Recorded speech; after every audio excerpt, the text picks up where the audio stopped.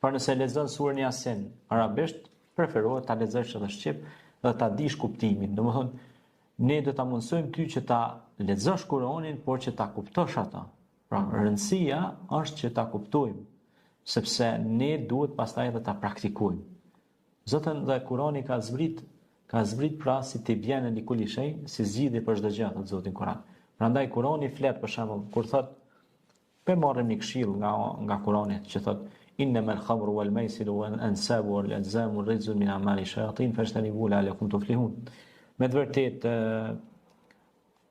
falli, alkooli, bixhozi, kamota, e kështu me radhë janë veprat të mallkuara të shejtanit, largoni prej tyne, thot Zoti në Kur'an.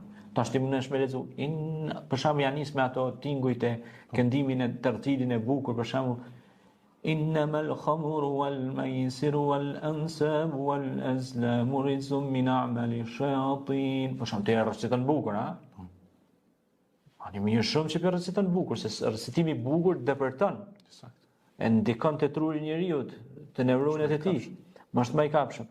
Tani mundesh me lexuar të shqip. Me të vërtetë Allahu ka dhënë urdhën prej largohu prej bixhozit, largohu prej haramit, largohu prej fallit, largohu prej mishit derrit. Kësaj.